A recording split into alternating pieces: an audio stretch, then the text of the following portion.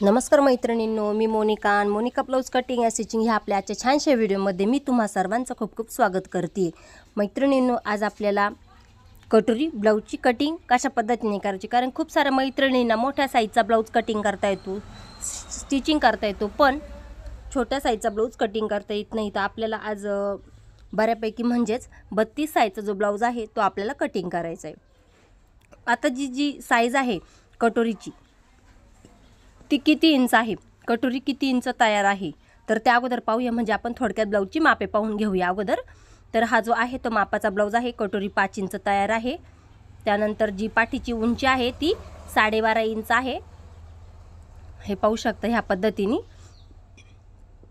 आता आपण जी घडी आहे छाती घडी ती पाहून घेऊया, ती आहे 8 इंच, हे पाहू शकता ह्या पद्धतीने 8 इंच छाती घडी आहे, हे पहा।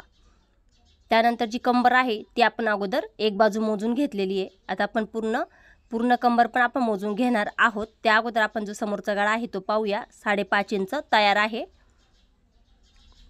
बाही उंची 4 इंचाची रेडी आहे आणि जी शोल्डर आहे ते 2.25 इंच तयार आहे। त्यानंतर जो पाठीचा गळा आहे तो आपण ह्या पद्धतीने मोजत असतो, 4 इंच पाठीचा गळ्याची उंची शिल्लक आहे, म्हणजे जी पट्टी आहे ती आपण मोजून घेतली। त्यानंतर पूर्ण कंबर आहे ती 25.5 इंच आहे, तुम्ही पाहू शकता। आता दाखवते तुम्हाला मी, 25.5 इंच पूर्ण कंबर आहे। तिचा आपण एक भाग नंतर करून घेऊयात। त्या अगोदर अजून एक गोष्ट आपली चेक करायची आपल्याला, ती कोणती, जर कटोरीचा जो शेप आहे तो तयार किती इंचाचा तयार आहे ते पाहून घ्यायचंय। ते पण दाखवणार आहे तुम्हाला मी, किती इंचाचा जो शेप आहे तो तयार झालेला आहे। पुन्हा एकदा दाखवते कारण की कस्टमर आलो होतं।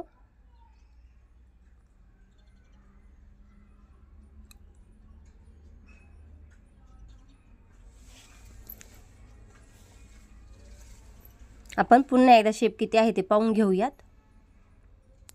तर 5.5 इंच कटोरीचा राऊंड शेप आलेला आहे। तर आता आपण जो पेपर घेतलेला आहे त्याच्यावर आपल्याला पटपट मार्क करून घ्यायचं ना, आपल्याला पटकन हा ब्लाउज कटिंग करायचा आहे। पूर्ण उंची 12.5 आहे, आपण 13.5 इंच घ्यायची आहे पेपरवरती, 1 इंच शिलाई मार्जिन घ्यायचं आहे, हे पहा ह्या पद्धतीने।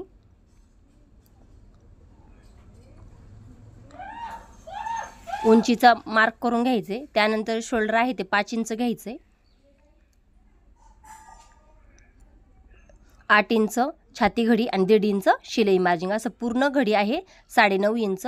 त्यानंतर पूर्ण 5 इंचाचा एक पॉईंट टाकून घ्यायचा आहे आणि जो मोंडा आहे तो 5.5 इंचाचा घ्यायचा आहे। 5.5 इंचाचा एक पॉईंट टाकून घेतला, एक पट्टीच्या साहाय्याने रेष टाकून घेतली। 5.5 इंचावर आपल्याला काय करायचं आहे, मोंडा घ्यायचा आहे। पुन्हा एकदा दाखवते, छाती घडी 8 इंच 1.5 इंच शिलाई मार्जिन, ह्या पद्धतीने हा बॉक्स तयार करून घ्यायचा। आपण जे शिलाई मार्जिन आहे त्याचं सुद्धा एक रेष मारून घेऊया, हे पहा ह्या पद्धतीने। पहिल्या मोंड्याचा आकार 1 इंचावरून, मागच्या मोंड्याचा आकार 1.5 इंचावरून आपण दोन्ही भाग एकाच वेळेस कटिंग करतोय। पहिल्या मोंड्याचा आकार दिला आपण 1 इंचावरून, मागच्या मोंड्याचा आकार आपण 1.5 इंचावरून, खाली इकडे 1/2 इंच जास्तीचं घेतलं, मोंड्यामध्ये घोळ वगैरे येऊ नये त्यासाठी। आणि 2.5 इंचाची आपल्याला क्रॉसपट्टी घ्यायची, या पद्धतीने रेष द्यायची। 2.5 इंचाची क्रॉसपट्टी घेतल्यानंतर त्यानंतर 2 इंच गळा रुंदी घ्यायची आणि आपली जी गळा उंची आहे तयार 5.5 इंच होती ना, मग अर्धा इंच जास्त घ्यायची, म्हणजे 6 इंच घ्यायची। आणि खालच्या बाजूने जी गळा रुंदी आहे ती 2.5 इंच घेतलेली आहे। आणि हा आपल्याला एक बॉक्स तयार करून घ्यायचा आहे। त्यानंतर जो आकार आहे तो 1 इंचावरून द्यायचा आहे, या पद्धतीने थोडं बाहेरच्या बाजूने घ्यायचं आहे गोलाकार, आणि अर्धा इंचाने आपल्याला शेप देऊन घ्यायचा आहे। कशाला, आपली जी क्रॉसपट्टी आहे तिला, दोन्ही बाजूनी। त्यानंतर जी कटोरीचं माप आहे आपलं 5 इंच रेडी होती ना, मग 5 इंचाचा पॉईंट टाकला, गळ्याच्या वरती 1 इंच, मोंड्याच्या पहिल्या मोंड्यापासून 2.5 इंच, हे पहा ह्या पद्धतीने हे तीनही पॉईंट जोडून घ्यायचेत। हे पॉईंट जोडल्यानंतर आता आपण काय करूया, कटिंग करून घेऊया। आता आपल्याला मागचा भाग आहे तो अगोदर कटिंग करून घ्यायचा आहे, म्हणजे मागच्या मोंड्याचा आकार किंवा मागचा भाग, आपण पाठीचा भागसुद्धा आता लगेच कटिंग करून घ्यायचा आहे. हे पहा, ह्या पुढच्या भागापासून मागचा भाग वेगळा करून घेऊया. हा बॅक साईड आपली रेडी आहे. त्यानंतर पहिल्या मोंड्याचा आकार कट करून घ्यायचा आहे व्यवस्थित. गळ्याचा आकारसुद्धा व्यवस्थित कटिंग करायचा आहे.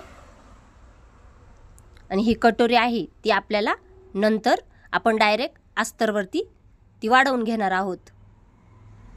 आपल्या चॅनलवर नवीन असतील मैत्रिणींनो, आपल्या चॅनलला नक्की सबस्क्राईब करून ठेवा आणि ह्या पद्धतीने कटोरी ब्लाऊजची कटिंग करा. नक्कीच तुमचं ब्लाऊज एकदम परफेक्ट बसेल. तर आता आपण अस्तर कटिंग करूया. आता हे जे पॅटर्न आपण काढलेत ते जसे आहे तसे आपल्याला ठेवून काय करायचं आहे, आखून घ्यायचं आहे.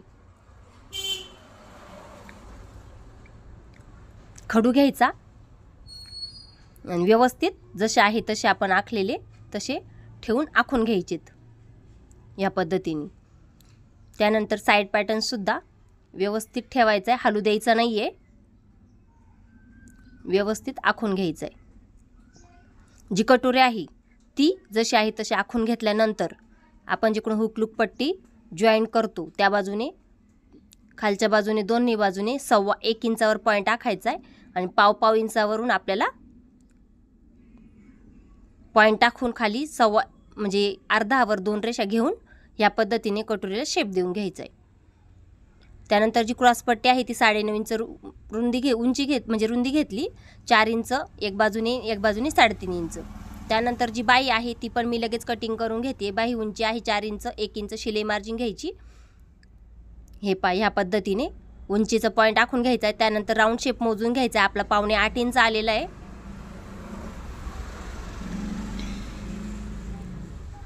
पावणे 8 इंच पुन्हा एकदा राऊंड शेप मोजून घेतला मी. त्यानंतर या पद्धतीने पुन्हा 5 इंच घ्यायची, 2.5 इंच खाली घ्यायचं, 7.5 इंच राऊंड शेप, पुढे 1.5 इंच शिलाई मार्जिन. त्यानंतर ह्या पद्धतीने बाहीला आकार द्यायचा. जी दंडगेर आहे तो मोजून घ्यायचा, 4.5 इंच, 1.5 इंच शिलाई मार्जिन. ह्या पद्धतीने आपण अगोदर ही बाही कटिंग करून घ्यायची.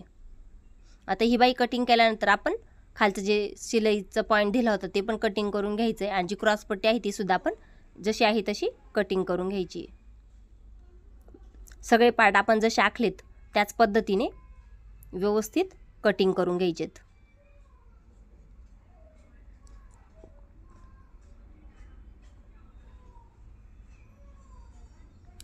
कटोरीसुद्धा जशी आहे तशी कटिंग करून घ्यायची.